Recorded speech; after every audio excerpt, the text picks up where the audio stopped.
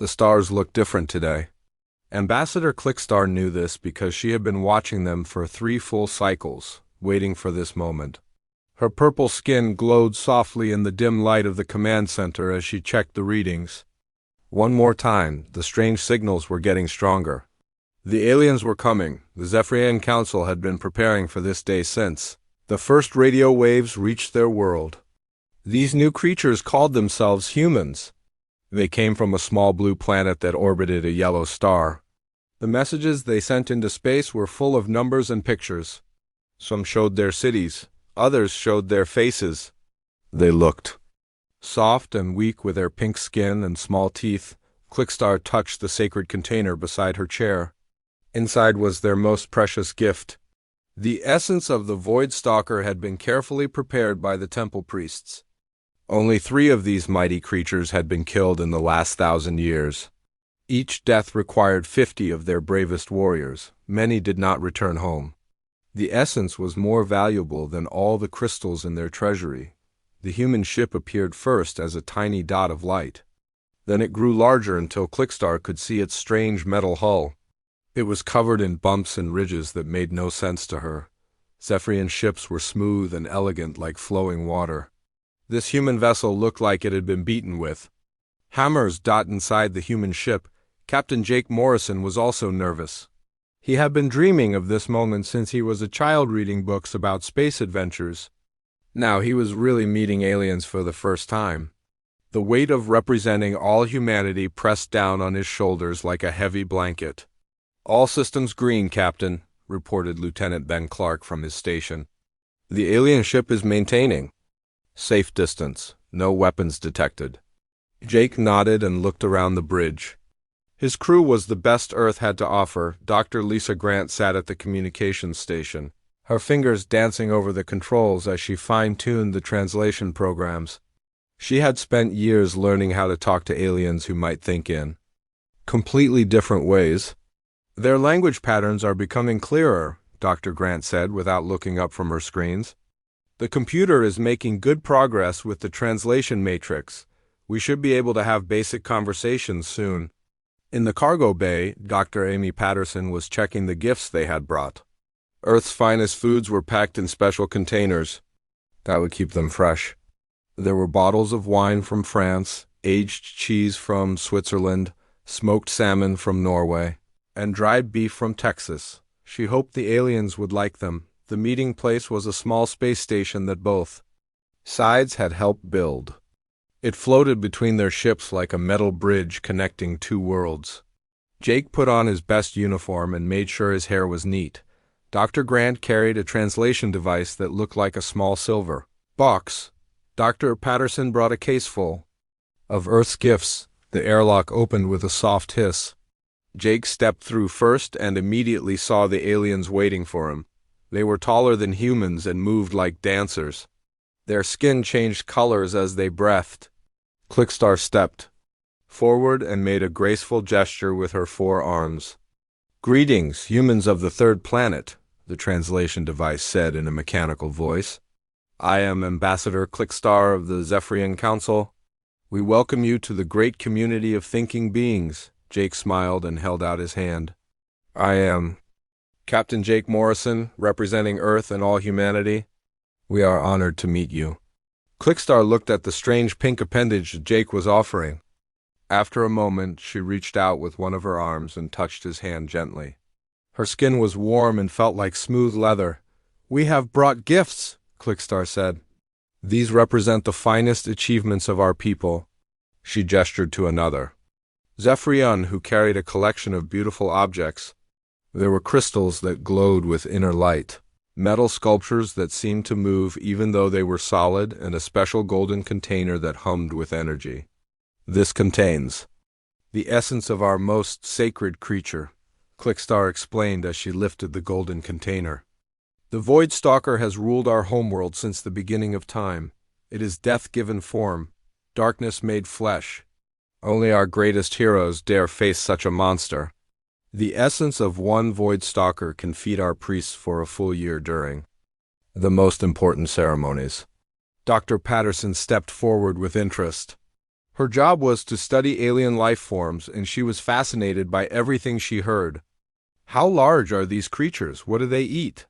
Are they similar to any Earth animals? Clickstar's skin turned a deeper shade of purple. They are larger than your buildings. Their teeth can cut through our strongest metals. They hunt in the deep places where light never reaches. Nothing in our world is more dangerous. Nothing is more feared.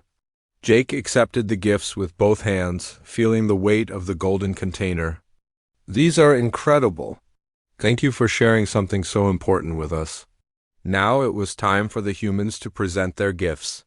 Dr. Patterson opened her case and began taking out containers. These represent some of our finest foods, she said.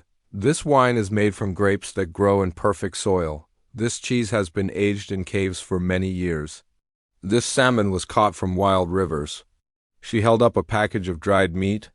And this is made from cattle that graze in open fields under the sun. The Zephyrians examined each gift carefully. They seemed most interested in the meat products. One of them, who Jake learned was a scientist named Vrixel, used a small device to scan the dried beef. Fascinating, Vrixel said. These creatures you consumed must have been quite large. Were they dangerous predators? Dr. Patterson laughed. Oh, no, cattle are very gentle. We raise them on farms.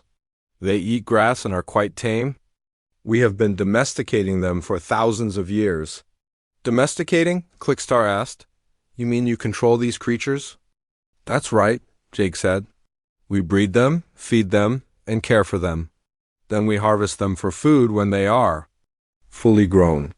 The Zephyrians looked at each other with expressions that the humans could not read. Their skin colors shifted through several shades that the translation device could not interpret. Dr. Patterson continued unpacking. We also brought some more exotic items. This is from sharks that live in our oceans. These are very dangerous predators with rows of sharp teeth. And this jerky is made from deer that live in our forests. She pulled out another container. This is something really special. It's made from alligators. They are like giant lizards with powerful jaws that can snap a person in half. Vrixel's scanning device was making rapid beeping sounds. The protein structures in these samples are remarkable. They show signs of coming from apex predators. But humans are not large enough to hunt such creatures safely, Dr. Grant smiled. Oh, we don't hunt them alone. We use tools and weapons. Some people hunt sharks for sport. Others catch alligators in the wild. It's considered good eating in some parts of our world. The silence that followed was uncomfortable. The Zephyrians had stopped moving entirely. Their skin had turned a pale color that reminded Jake of someone who was feeling sick. You hunt apex predators for sport? Clickstar asked slowly. Some people do, Jake said. It's not for everyone, but there are humans who enjoy the challenge. They like to test themselves against dangerous animals. Dr. Patterson was examining the golden container with scientific curiosity. This void stalker essence is really interesting. The molecular structure suggests it's very high in protein. With the right preparation, it could be quite nutritious. Have you ever considered farming these creatures instead of hunting them? Clickstar made a sound that the translation device could not process. Her skin turned almost white. The other Zephyrians began backing away from the humans slowly. We must return to our ship, Clickstar said in a voice that sounded strained. We need to discuss these gifts with our council. Jake felt confused by the sudden change in mood. Of course. We look forward to continuing our talks. The Zephyrians left quickly, their graceful movements now seeming more like an escape than a diplomatic exit. Jake watched their ship through the station's windows as it moved further away from the human vessel. That seemed to go well, Dr. Patterson said as she continued studying the alien gifts. I can't wait to analyze these samples properly. Dr. Grant was less certain. I think we may have said something that upset them. Their body language changed completely when we started talking about hunting, Jake nodded thoughtfully. Maybe their culture has different ideas about predators and prey. We'll need to be more careful in future meetings. None of the humans realized that they had just introduced themselves to the galaxy as the most terrifying species anyone had ever encountered.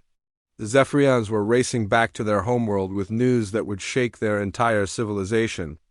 Somewhere in the dark space between stars, a simple cultural exchange had planted the seeds of fear that would spread across countless worlds. The Zephyrian ship moved through space like a frightened animal running from danger. Ambassador Clickstar sat in her private chambers, staring at the recordings of their meeting with the humans. Her skin kept changing colors as different emotions washed over her. Purple for confusion, white for fear, and deep blue for something that had no name in any language. Elder Vrixel entered without asking permission. His ancient face showed the same troubled colors that marked Clickstar's skin. He had been alive for over 200 cycles and had never seen anything like what they had just witnessed. "The Council must know immediately," Vrixel said. "These humans are not what they appear to be." Clickstar nodded and activated the quantum communication device. The device hummed to life and connected them instantly to their homeworld. The faces of the High Council appeared on the screen, their expressions calm and expectant. "Report, Ambassador," said Chancellor Morphustai. "How did the first contact proceed?" "The humans gave us gifts," Clickstar began slowly. "They brought food made from creatures they call apex predators. They spoke of hunting these beasts for sport. They discussed farming the essence of our void stalkers as if it were common grain." The council members looked at each other with disbelief. Chancellor Morphustai leaned forward on his ceremonial throne. "You must be mistaken. No civilized species would consume apex predators casually." "I have the recordings," Clickstar replied. "They showed no fear, no reverence, no understanding of what they were describing." One of their scientists suggested ways to improve the nutritional value of void stalker essence. Elder Vrixel stepped into view of the communication screen. "Honored Council, I scanned their food samples. The protein signatures confirm they come from apex predators. These humans have turned the natural order upside down." Meanwhile, aboard the human ship Aurora, the mood was completely different. Captain Jake Morrison was in the mess hall with his crew, celebrating what they considered a successful first contact. Chef Bobby Martinez had prepared a special dinner using some of their finest ingredients. "That went better than I hoped," Jake said as he cut into a perfectly cooked steak. "The Zephyrians seemed very interested in our culture." Dr. Lisa Grant was less certain. She picked at her grilled salmon while thinking about the aliens' strange reactions. Something bothered them when we talked about hunting. Maybe their society has different relationships with predators. Dr. Amy Patterson was excited about the scientific possibilities. She had spent the entire day studying the alien samples through her microscope. "The biological complexity of their specimens is amazing. That void stalker essence could revolutionize our understanding of alien biochemistry." Chef Martinez brought out dessert and sat down with the others. "I'm already planning the menu for our next meeting. I want to show them some real Earth cuisine. Maybe some barbecued ribs, lobster tail, or that shark steak I've been saving." "Shark steak sounds perfect," Jake said with enthusiasm. "It's exotic. Enough to impress them, but familiar enough that we can explain how we prepare it." Dr. Patterson nodded eagerly. "I could bring some of the void stalker essence to analyze alongside our shark meat. A comparative study would be fascinating." 3 days later, the second meeting was arranged. The humans arrived at the space station with confidence and excitement. Jake wore his dress uniform while Dr. Grant carried improved translation equipment. Chef Martinez brought a portable cooking unit and a selection of Earth's finest predator meat. The Zephyrians arrived with a much larger delegation. Clickstar was accompanied by military advisors, scientists, and what appeared to be religious figures. Their movements were careful and watchful, like prey animals entering a dangerous area. "Welcome back," Jake said warmly, as the two groups met in the station's main chamber. "We're looking forward to continuing our cultural exchange." Chef Martinez stepped forward with pride. "I've prepared some special dishes that represent the best of human cuisine. I thought you might enjoy seeing how we prepare our food." He activated the portable cooking unit, and the smell of searing meat filled the air. The Zephyrians immediately stepped backward, their skin colors shifting through rapid changes of white and pale green. "This is shark steak," Martinez explained, as he turned the meat with practiced skill. Sharks are ocean predators with rows of razor-sharp teeth. They can grow longer than our small spacecraft and have been known to attack humans who enter their territory. Vrixel made a choking sound that the translation device could not interpret. "You enter the territory of such creatures voluntarily?" "Some humans do it for sport," Dr. Patterson said cheerfully. "Shark fishing is popular in many coastal areas. The meat is considered a delicacy." Martinez added seasoning to another piece of meat on his grill. "And this is alligator tail." Alligators are ambush predators that live in swamps and rivers. They have one of the strongest bite forces in our animal kingdom. They can crush bones with their jaws. "Yet you hunt them," Clickstar said in a voice barely above a whisper. "Oh yes," Jake replied. "There are entire industries built around alligator hunting. We use their meat for food and their skins for leather goods. It's quite profitable." The religious figures among the Zephyrians began making rapid gestures with their arms. Their skin had turned colors that the humans had never seen before. Deep blacks mixed with violent reds and patterns that seemed to pulse with their heartbeats. Chef Martinez continued his demonstration, unaware of the growing horror around him. "I also brought some venison jerky. This comes from deer that are hunted by wolves in our forests. The wolves actually help improve the flavor by keeping the deer population healthy and active." "You consume creatures that are hunted by other apex predators?" Vrixel asked, his voice shaking. "It's part of the natural cycle," Dr. Grant explained. "Predators keep prey animals strong by hunting the weak ones. We learn to work with this system instead of against it." Dr. Patterson pulled out her analysis equipment and began scanning both the human and Zephyrian food samples. "The protein structures are remarkably similar. Your Voidstalker essence and our shark meat have almost identical amino acid profiles." She looked up at the terrified aliens with scientific excitement. "Have you considered that Voidstalkers might be related to Earth sharks? The evolutionary parallels are fascinating." Clickstar took several steps backward until she was pressed against the wall. "You think of our most sacred creatures as common fish?"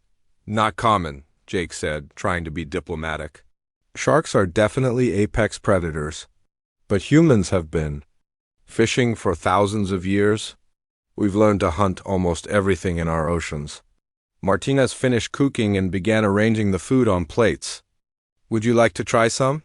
I guarantee it's safe." Humans have been eating these animals for generations. The silence that followed was broken only by the soft humming of the space station's life support systems. The Zephyrians stood frozen, like statues, their skin cycling through colors that seemed to indicate deep psychological trauma. Finally, one of the religious figures spoke. His voice was so quiet that the translation device had to amplify it. "On our world, the consumption of apex predator essence requires months of spiritual preparation. The hunter must purify their soul for 50 days before the sacred hunt. If they survive the encounter, they are changed forever." "That seems like a lot of work for dinner," Martinez said innocently. The religious figure continued as if he had not heard. "The essence can only be consumed during the holiest ceremonies. A single drop is enough to feed the spiritual needs of our entire temple for one full cycle." Dr. Patterson held up a container of shark steak. "This single portion probably contains more apex predator protein than your temple uses in a year." "And we eat it for lunch?" Jake added helpfully. The Zephyrian delegation began moving toward the exit as one unit. Their movements were synchronized, like a school of fish fleeing from a larger predator. Clickstar was the last to leave, her eyes fixed on the humans with an expression that mixed terror with disbelief. "We must return to our ship," she said formally.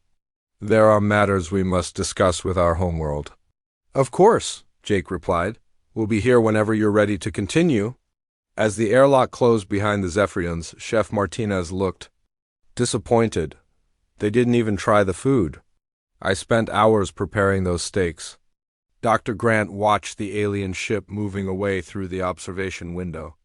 I think we're dealing with cultural differences that are bigger than we realized. Maybe they don't eat meat at all, Dr. Patterson suggested.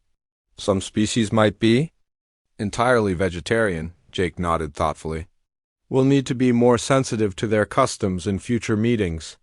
Aboard the Zephyrian ship, emergency communications were being sent to every corner of their space. The message was simple but terrifying. Humanity was not a normal species. They were something new and frightening, creatures that treated apex predators like farm animals. The humans continued their meal, completely unaware that they had just been classified as the most dangerous species the galaxy had ever encountered. Their casual attitude toward apex predator consumption was being reported as evidence of an alien mindset, so foreign that it challenged the basic assumptions of civilized life. As the two ships drifted apart in the darkness of space, the emergency session of the Zephyrian High Council lasted for 3 full days. Supreme Chancellor Morphustai had not slept since receiving Ambassador Clickstar's reports. The Great Council chamber was filled with representatives from across their space empire, all trying to understand what they had learned about humanity. Show them the recordings again, Chancellor Morphustai commanded. The holographic display activated and showed the humans preparing their meal. The council members watched in silence as Chef Martinez casually discussed hunting sharks and alligators. Their skin colors shifted through the same patterns of horror that had marked the first viewing. "This cannot be real," whispered Counselor Fluxandra. "No species could evolve to hunt apex predators as a normal activity." Elder Vrixel stepped forward to address the council. "I have analyzed their biological samples. The humans are small and soft compared to the predators they consume. They have no natural weapons, no armored skin, no venomous fangs. Yet they speak of hunting creatures that could destroy them with ease. Perhaps they are lying to intimidate." U.S., suggested Military Commander Zethker. "They may be trying to appear more dangerous than they actually are." Chancellor Morphustai considered this possibility. "Order long-range surveillance of their homeworld. We must verify these claims before we decide how to respond." 3 Zephyrian scout ships were dispatched immediately to observe Earth from a safe distance. Their advanced sensors could detect activities on the planet's surface without being noticed by human technology. What they discovered challenged everything the Zephyrians believed about the natural order of life. Captain Rixtol commanded the lead scout ship as it took position beyond Earth's outer moon. She activated the deep space scanners and began recording human activities across the planet. The first images showed cities and farmland, which seemed normal enough. Then the scanners focused on the oceans. "By the sacred void," Captain Rixtol gasped. "Look at this." Her crew gathered around the main display screen. The images showed humans in small boats, deliberately entering waters filled with massive predators. Some humans were even swimming in these dangerous areas, apparently for pleasure. "They enter predator territory for recreation, Science Officer," Kavlin reported in disbelief. "These readings show creatures with bite forces that could cut through our hull plating, and the humans are swimming among them." The surveillance continued for days. The Zephyrians watched humans hiking through forests filled with large carnivores, climbing mountains where apex predators made their homes, and diving into deep waters where the most dangerous ocean hunters lived. But the most shocking discovery came when they observed human military training exercises. Marine Sergeant Tony Rodriguez was leading a survival course in the wilderness of North America.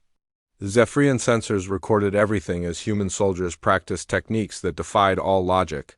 "Today we're learning field hunting and preparation," Sergeant Rodriguez announced to his squad.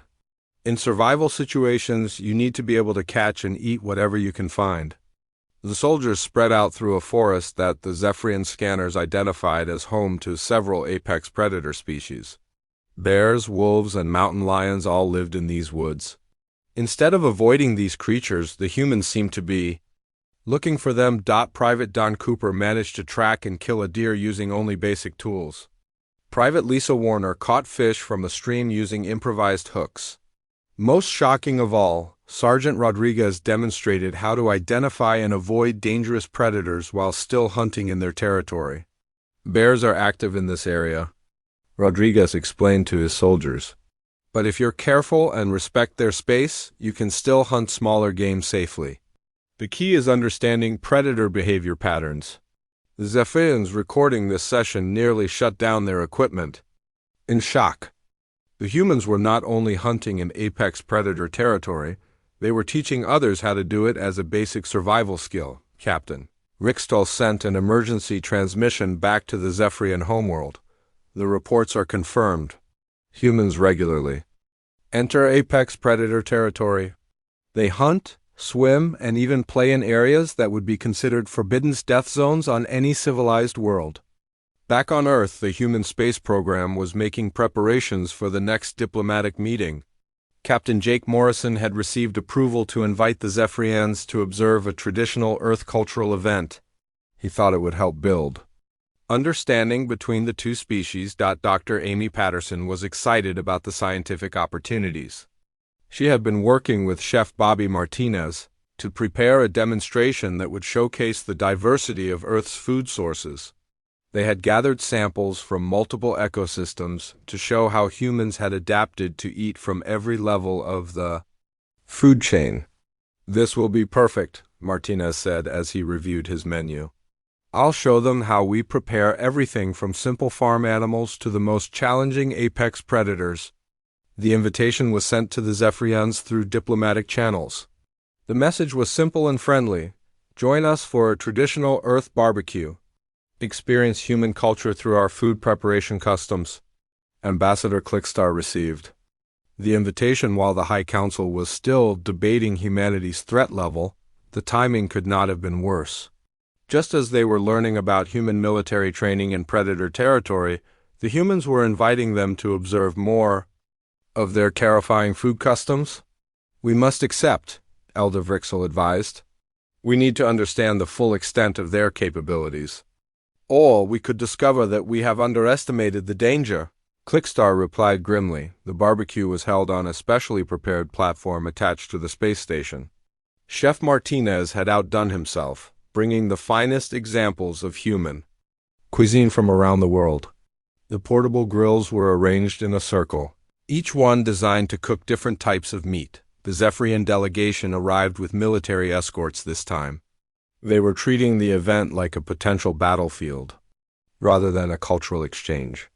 Their ships maintained defensive positions while their diplomats entered the station. "Welcome to our barbecue," Jake said warmly as the aliens approached. "This is one of humanity's oldest traditions. We gather together to share food and celebrate community." Chef Martinez began his demonstration with enthusiasm. "Today I'm preparing apex predators from multiple Earth ecosystems. This shark comes from our tropical oceans where it ruled as the top hunter. This bear meat comes from the northern forests. And this crocodile tail comes from our southern swamps." Dr. Patterson had set up scientific displays next to each grill. "Each of these creatures represents a different hunting challenge," she explained. "Sharks must be caught from boats using specialized equipment. Bears require careful tracking through dangerous terrain. Crocodiles are ambush predators that attack from concealed positions." The Zephyrians watched in mounting horror as Martinez casually handled meat from creatures that would have been considered mythical monsters on their world. He seasoned the bear steaks while discussing the best hunting seasons. He prepared the shark fillets while explaining different fishing techniques. "The key to good crocodile," Martinez said, as he adjusted the grill temperature, "is cooking it slowly so the meat stays tender. These are incredibly strong animals with armor-like skin, but the meat inside is quite delicious." Sergeant Rodriguez had been invited to provide military perspective on human survival skills. He joined the demonstration with examples of field preparation techniques. "In survival training, we learn to hunt and eat whatever is available," Rodriguez explained. "If you're lost in bear country, you need to know how to avoid becoming prey while still finding food." He pulled out a military survival manual and showed the aliens detailed instructions for hunting in various environments. "This section covers hunting in shark-infested waters. This chapter explains how to track large carnivores safely, and this part teaches field preparation of dangerous game. The Zephyrian military advisors were taking detailed notes on everything they observed. To them, this was not a cultural demonstration but a military briefing on human combat capabilities. The casual way humans discussed hunting apex predators suggested a level of warfare skill that defied comprehension. Dr. Grant noticed the aliens' distress and tried to be reassuring. I know this might seem overwhelming, but these are really just normal activities for humans. Children learn basic hunting skills in school. Most adults can prepare simple meals from wild game. Children learn to hunt apex predators. Clickstar asked weakly. Not apex predators specifically, Dr. Grant replied, but they learn the basic principles. Tracking, preparation, cooking, it's part of our cultural heritage. Chef Martinez finished cooking and began serving the food to the human delegation. The smell of perfectly prepared apex predator meat filled the air. He offered plates to the Zephyrians, who recoiled as if he was offering them poison. Please, try some, Martinez urged. I guarantee it's safe. My family has been preparing these recipes for generations. The final shock came when Dr. Patterson published her comparative analysis report during the meal. She had been working on it throughout the diplomatic process and was proud of her scientific conclusions. Based on my studies of Zephyrian and human food sources, she announced, the quantum communication networks across Zephyrian space burned with urgent transmissions. Every military base, research station, and colony world received the same terrifying message. Humanity was not just another species seeking peaceful contact.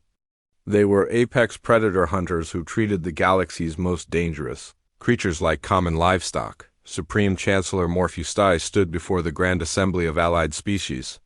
Representatives from dozens of worlds had gathered to hear the emergency briefing. The Great Chamber fell silent as he activated the holographic displays showing Earth surveillance footage. Observe these creatures called humans, the Chancellor said, his voice carrying across the vast hall. They appear small and weak, yet they deliberately enter the hunting grounds of their planet's most dangerous predators. The assembled aliens watched recordings of humans surfing in shark-infested waters. The images showed people paddling through oceans on thin boards while massive predators swam beneath them. Some humans even seemed to be playing games in these deadly waters. Ambassador Nixstar from the Crystalline Confederation shifted nervously in her geometric chair. Perhaps they do not understand the danger. Their technology may protect them from harm. Watch this, Chancellor Morpheus replied. Switching to footage of human deep-sea diving, the screen showed humans descending into the deepest parts of Earth's oceans using only basic breathing equipment. They swam alongside creatures that could swallow them whole. Some carried cameras to record their encounters with these monsters. They document their interactions with apex predators, the Chancellor continued. This suggests they hunt these creatures regularly enough to study their behavior patterns. The next recording showed humans climbing mountains in regions where large carnivores lived. The aliens watched in growing horror as people camped overnight in territories ruled by creatures with claws longer than Zephyrian arms. Admiral Kreshver of the Andromeda Defense Fleet leaned forward in his command chair. What are their military capabilities? How do they hunt these apex predators? The Chancellor displayed footage from human military training exercises. They teach their young warriors to survive in apex predator territory using only basic tools. This suggests their entire species has evolved as ultimate hunters. On the screens, Sergeant Tony Rodriguez was demonstrating survival techniques to his soldiers. The aliens watched him explain how to track dangerous animals, set traps, and prepare apex predator meat using field equipment.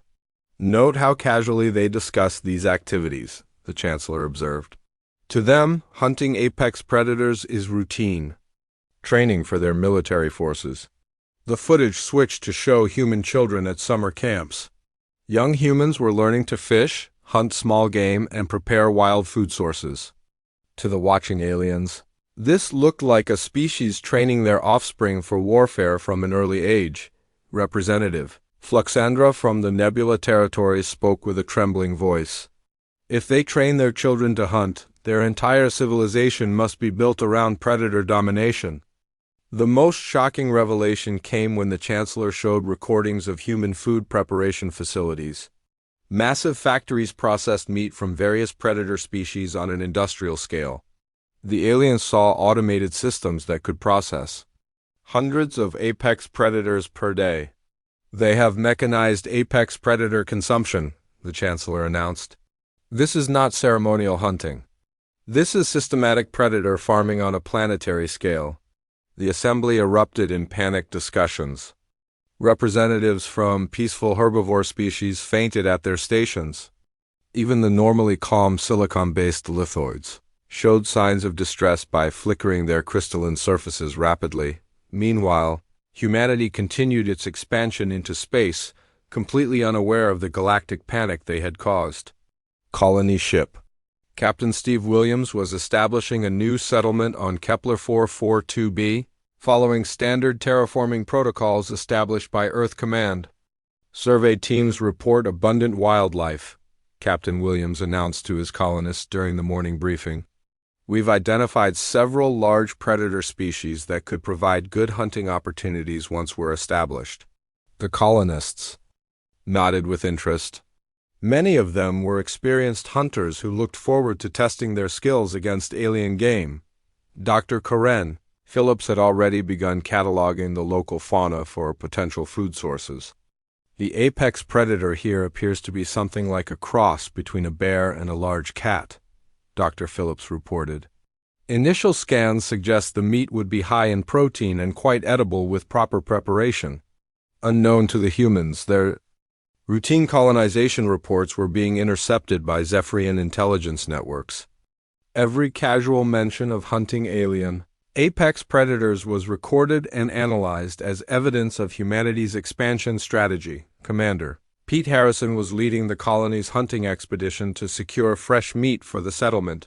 His team included experienced hunters who had volunteered to test local game sources. They approached the alien forest with the same casual confidence they would show hunting on Earth. Remember, we don't know the behavior patterns of these creatures yet, Harrison advised his team. Stay alert and work in pairs until we understand what we're dealing with. The Zephyrian surveillance drones recorded everything as the humans entered territory ruled by creatures they had designated as Class A apex predators. The aliens watching from their hidden observation post expected to witness a massacre. Instead, they saw the humans successfully track, hunt, and kill 2 of the alien apex predators using basic weapons and coordinated tactics. The hunting party then field-dressed their kills and carried the meat back to their settlement for processing. They conquered alien apex predators on their first attempt, reported Captain Yixonel from the surveillance ship. These humans appear to be capable of dominating any ecosystem they encounter. The news reached Zephyrian High Command within hours. The implications were terrifying. If humans could casually hunt apex predators on alien worlds, no species in the galaxy would be safe from their expansion back on Earth. Dr. Amy Patterson was working in her laboratory, completely absorbed in her research. She had been analyzing the Zephyrian Voidstalker essence for weeks and had made remarkable discoveries about its biological properties. Her research paper was nearly complete.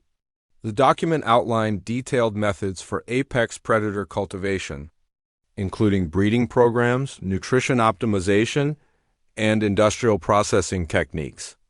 To Dr. Patterson, it was purely scientific work that could benefit both species. "Computer, transmit research findings to the diplomatic archives," she commanded. Classification level, public scientific exchange. The transmission was automatically sent to all diplomatic channels, including the communication networks monitored by every major alien civilization. Within hours, Dr. Patterson's research paper was being studied by military analysts across the galaxy. The paper contained detailed instructions for what the aliens interpreted as human apex predator warfare techniques. The clinical descriptions of hunting methods, breeding control, and industrial processing suggested a level of predator domination that defied comprehension. General Clarex of the Zephyrian Defense Force called an emergency meeting of his senior staff. The humans had just provided them with what appeared to be a military manual for apex predator conquest. "Study this document carefully," General Clarex ordered his officers. "These humans have given us insight into their warfare capabilities. Every technique described here could be used against alien life forms." The officers analyzed Dr. Patterson's research with growing alarm. Her suggestions for breeding program optimization could be applied to any species. Her processing techniques could turn entire ecosystems into food production systems. "They think about apex predators the way we think about grain crops," observed Colonel Victor. "This level of biological control suggests they could dominate any planet they choose to invade." News of humanity's military capabilities spread through diplomatic channels faster than light itself. The Andromedans classified humans as a Category X threat species. The Crystalline Confederation placed emergency restrictions on all contact with human space. Even the warlike Thorian Empire expressed concern about humanity's apparent predator hunting abilities. Fear became the common thread connecting dozens of alien civilizations. Every species had their own apex predators, creatures that represented the ultimate expression of natural danger on their worlds. The idea that humans casually consumed such beings as routine food sources challenged their basic understanding of life itself. The silicon-based lithoids, who had no natural predators, still understood the concept through their study of other species. They began calculating the statistical implications of a species that could systematically hunt apex predators across multiple ecosystems. "If their expansion continues at current rates," calculated Chief Analyst Courtsaven, "humans will encounter and potentially hunt the apex predators of every inhabited world within 50 cycles. The prediction spread through galactic communication networks like a virus. 50 cycles was not a long time in galactic terms. It meant that every species might soon face human hunters in their most sacred territories. Emergency sessions were called on hundreds of worlds. Defense fleets were mobilized. The Great Galactic Council had never seen such chaos. Representatives from over 300 species filled the massive assembly hall, all talking at once about the human threat. Admiral Kreshverer of the Andromedans stood at the central podium, his blue skin glowing with angry energy. "The evidence is clear," Admiral Kreshverer announced, his voice booming across the chamber. "These humans are apex predator hunters who consume the most dangerous creatures in the galaxy as casual meals. They must be stopped before they spread beyond their local sector." Crystalline Confederation leader Ambassador Nixtar agreed with violent flashing of her geometric body. "My people have analyzed their expansion patterns. If allowed to continue, they will encounter the sacred apex predators of every inhabited world within 50 cycles." The lithoids, normally calm and logical, were equally concerned. Chief Analyst Courtsaven projected statistical models showing human expansion routes. Mathematical probability suggests 99.7% chance of human contact with all known apex predator species by cycle 2078. Even the normally aggressive Thorian Empire was frightened. General Rexstar, whose people were known throughout the galaxy as fierce warriors, stood to address the assembly. "My scouts report that humans teach their children to hunt creatures that would challenge our finest warriors. They are a threat beyond anything we have encountered." Only Ambassador Clickstar of the Zephyrians urged caution. She had been the only one to actually meet humans face to face. Despite her terror at their casual apex predator consumption, something about the humans had puzzled her. "Honored delegates," Quickstar said, rising slowly from her seat. "I propose one final meeting with the humans before we make any permanent decisions. There are aspects of their behavior that require clarification. What clarification could possibly matter?" Admiral Kreshver demanded. "They hunt apex predators for sport and consume them as common food. They have mechanized the processing of creatures that should be revered and feared." Clickstar's skin shifted through thoughtful colors. "That is precisely what puzzles me. Their behavior suggests they do not fear these creatures. But they also show no aggression toward other intelligent species. They offered us gifts and friendship, not threats or demands. The assembly erupted in arguments. Half the delegates wanted immediate military action against humanity. The other half supported Clickstar's request for one more diplomatic meeting. After hours of debate, they reached a compromise. Clickstar would meet with the humans one final time, but she would be accompanied by the most elite warriors from multiple species.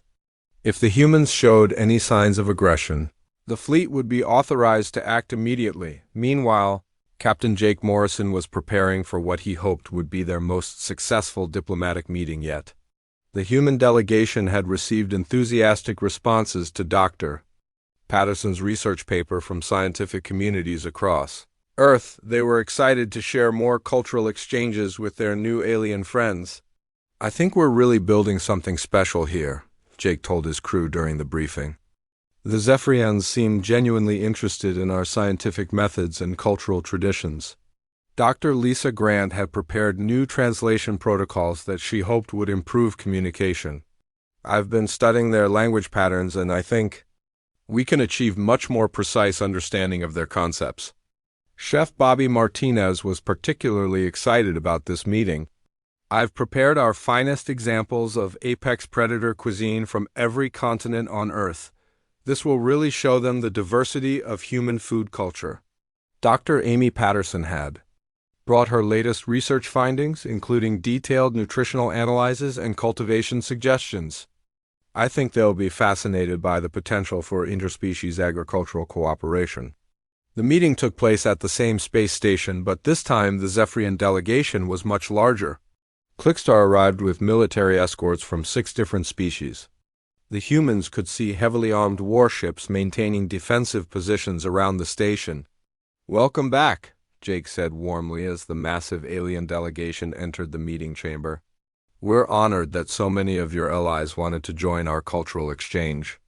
The human delegation seemed completely relaxed and friendly. They wore civilian clothes instead of military uniforms. Dr. Patterson had set up scientific displays showing her research findings. Chef Martinez had prepared an elaborate spread of what humans considered their finest foods. The alien military advisors watched every human movement with intense suspicion. They were prepared for any sign of the aggressive apex predator behavior they expected from such dangerous creatures. Instead, they observed something completely unexpected. Captain Jake Morrison was showing Ambassador Clickstar pictures of his family back on Earth. The images showed his wife tending a flower garden and his children playing with small domestic animals. "These are my kids," Jake said with obvious pride. "My daughter Sarah is learning to play the piano, and my son Tommy just started playing soccer." They're excited to hear about meeting real aliens.